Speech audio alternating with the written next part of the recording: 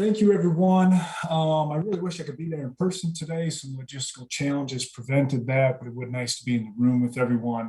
A big thanks to Melanie and Tobias and Pat McGee and Jessica Young and the entire coordination group for putting this on.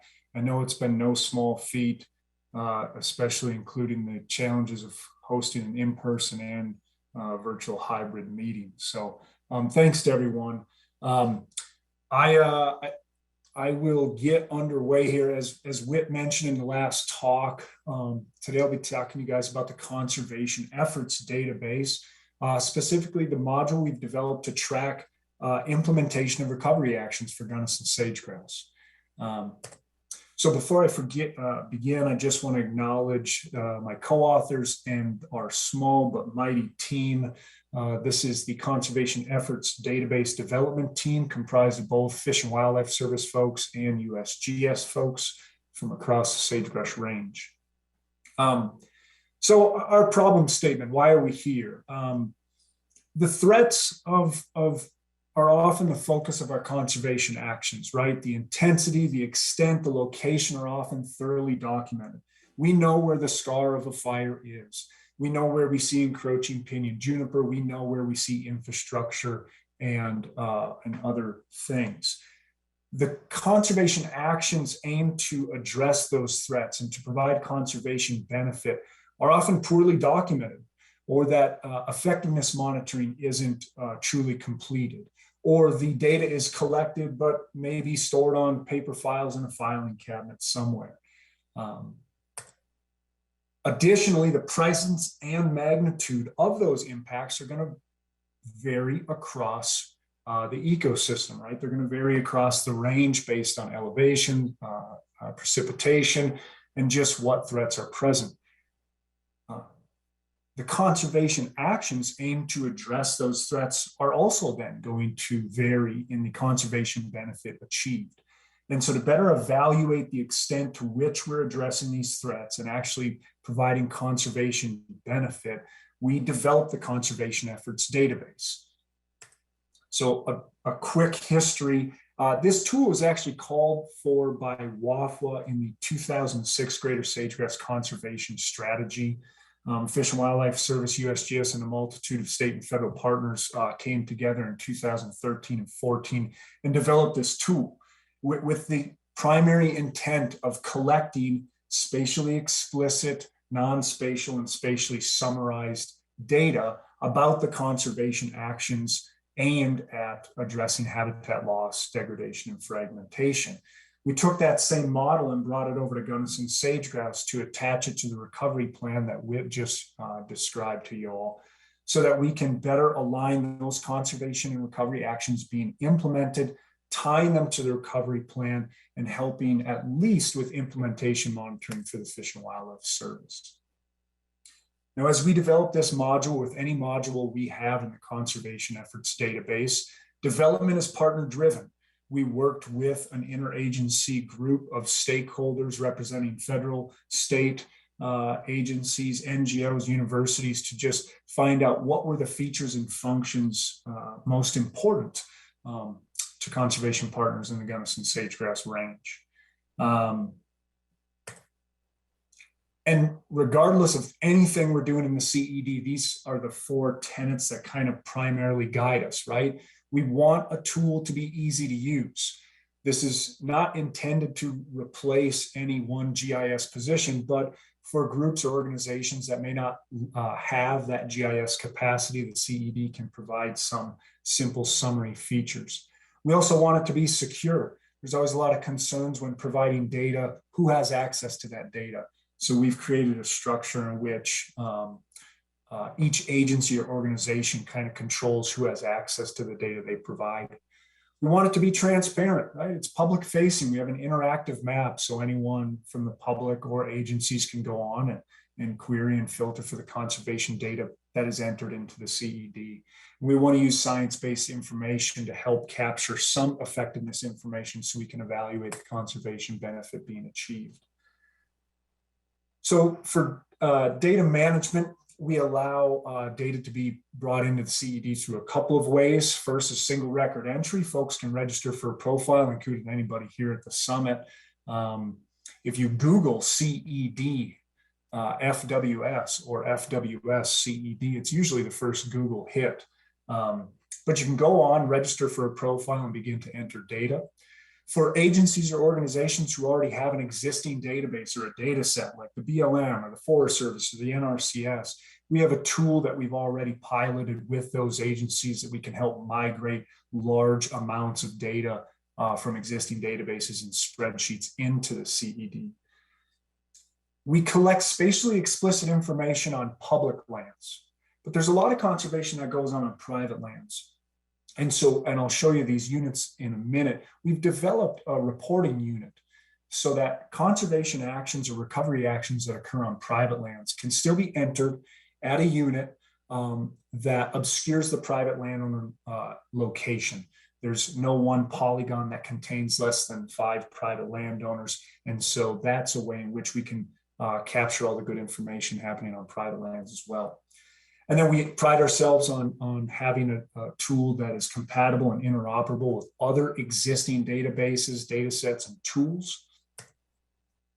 And once the data is in, we kind of structure it in a hierarchical way. So we've got activities like protection and restoration, but then we actually collect information on the true treatments, those boots on the ground efforts, things like invasive annual grass or weed treatments, conifer removals, conservation easements, things that are done on the ground that we have spatial information for. As promised, this is a map, and you'll see kind of these pink lines, which are slightly faded out. What we did is we worked with partners with Fish and Wildlife Service and Colorado Parks and Wildlife to take the polygons used for both occupied Gunnison sagegrass range as well as potential sagegrass habitat, and then vacant or unknown. And we've labeled each of these polygons to reflect what that occupancy status is. But then a user on private land can, if you were doing something out in the west end of the Gunnison Basin, Keysar or Saponara, for example, you could enter a conservation action, assign it to that polygon, so we know generally where it's occurring. So it's still small enough and geographically focused enough that we can use it in effectiveness monitoring at the population level. A benefit to utilizing the conservation efforts database is the ability to take information from all these disparate data sources and translate them into a common currency. We do this by collecting very high level information, basic project or treatment information, spatial information, and then a series of questions that helps us bin or categorize the implementation and the effectiveness. For Gunnison specifically, we've also worked with Fish and Wildlife Service to identify which recovery action that the treatment is nested under. So this will allow Fish and Wildlife Service to query the CED to help with their implementation monitoring, seeing how many of each various recovery action has been implemented. We're also constructed to collect information on genetics, population trends, habitat condition, other data. So if we want to summarize all of that to the same units, that might be able to help evaluate effectiveness long-term so that we all ensure we're receiving and seeing the return on conservation investment. This is obviously a very wordy slide and one you can find on the CED website itself, but this is just kind of an example of some of the actions that we're collecting in the CED. I've mentioned some already, including conservation easements, fuels management, noxious weed sprays, and infrastructure modification, as well as improved grazing practices. Once data is in, we've only got about 15 projects entered into the CED right now, but once it's populated, you have the ability then to go into the interactive map, select any one polygon and see some high-level information about that particular treatment. You can also search by geographic location, or we have a auto-populate pick list, much like Google, if you know the geographic name or the name of the treatment. We also are going to include a bunch of layers in the background to help provide context to the conservation action data entered into the CED. Additionally, we'll allow you to query and filter the data set. This is an example of filtering by conifer removals. A tabular results table will pop up. You can change base layers, again, to provide additional context if you're trying to find a certain geography. And in the end, these are exported as a downloadable PDF, which includes the map and a bunch of spatial summary statistics for you all to use in your reports. This is just an example of some of the graphs and pie charts. This is a very high level one, just looking at Surface Management Agency for the implementing party. And those can be adjusted as needed. And again, just a slide here talking about how we aim to work with existing decision support tools. And I won't belabor that point too much in the interest of time. Please visit theconservationefforts.org, register for a user profile and provide data. Again, every agency, at least at the state and federal level that we're working with, has some sort of coordination. So if you'd like, we can tell you who your contacts are for any agency or organization. And with that, in the interest of time, and I'm flying a little bit blind, we'll pause there and see if we have any questions.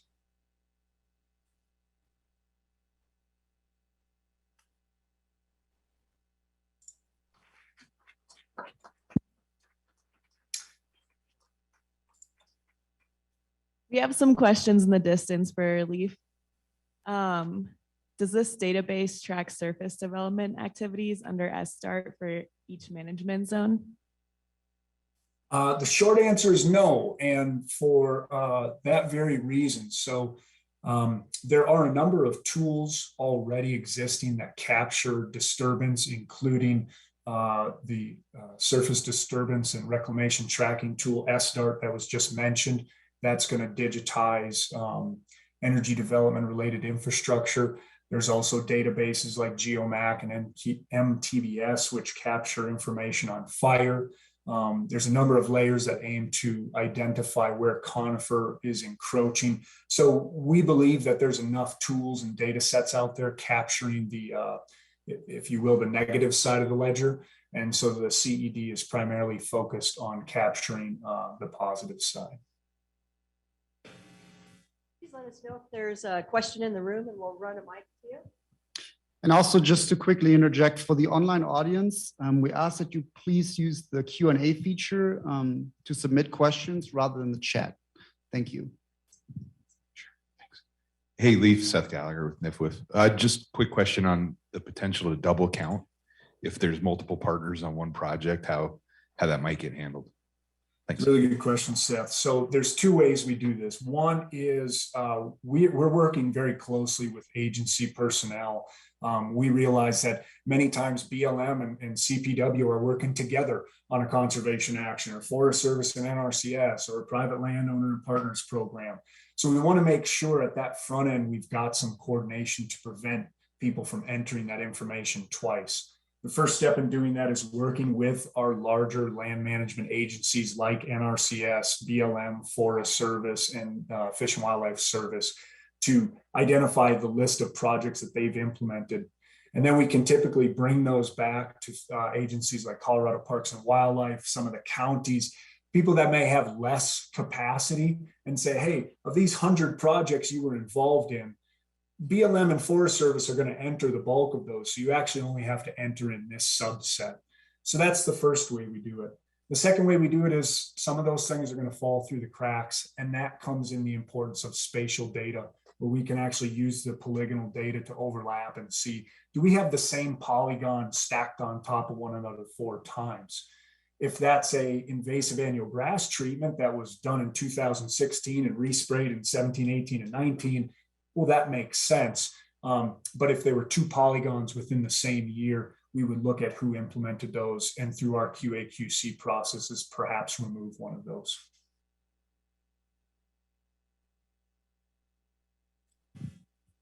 I have another question from the online.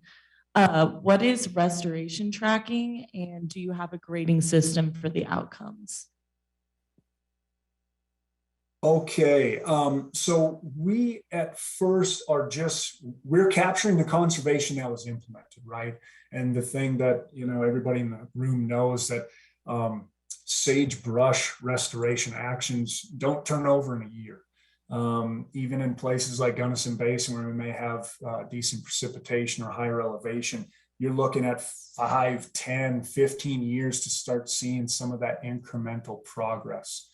So we are not necessarily defining whether or not a project is effective or not effective, and rather we have some what we call effectiveness statements that data providers can select from, and they include justification like post-treatment monitoring has indicated a project is effective, or we have met our conservation objectives. Or you may have something that says effectiveness monitoring is ongoing and it's simply too early to tell.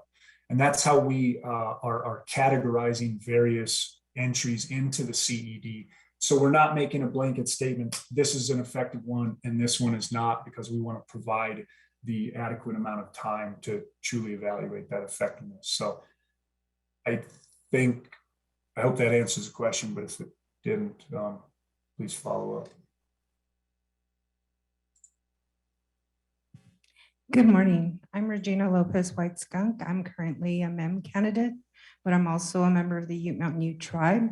And my question is, what are the efforts and how does the data and reporting reflect the tribal partners? Yeah, so we are, as I mentioned, we've only got about 15 projects in, all of those entered by Colorado Parks and Wildlife. So we are literally at that infancy stage of data collection. And so we would very much, and I imagine the stakeholder working group would be supportive as well, of making contact with various tribes to ensure that we've got conservation actions occurring on tribal lands also represented in the CED.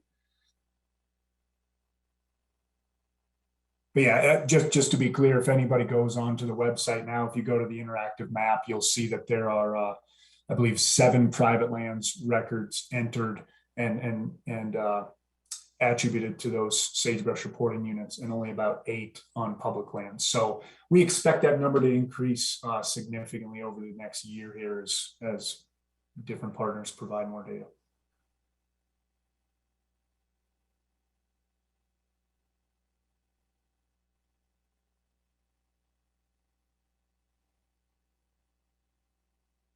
All right. We have time for a few more questions if there are any. And also questions for Whit, if there are any. Yeah.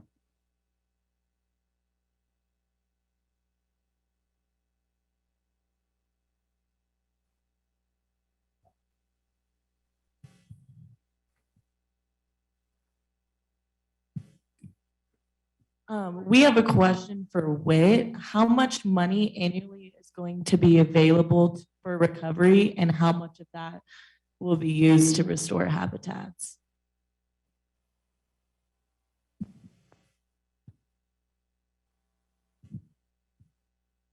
I'll just come to the side. Currently, we're working with a decent chunk of money that I'm really excited about. With the bipartisan infrastructure law, we got a lot of money coming in. So working with some of our partners, identifying some specific projects to invest in. Aside from that, annually, it's based on how much is given from Congress. And so this past year, there was a lot of a delay, but since money's come in, we identify specific projects within science acquisition and with on the ground projects that we're able to support. Funding varies each year. I'll just say that currently we're really excited for some projects involving cheatgrass, involving sagebrush health and monitoring, and some other projects across the range within satellite populations, looking at how we can specifically identify priority areas to treat, whether it's PJ, encroachment, invasive annual grasses, or sagebrush health.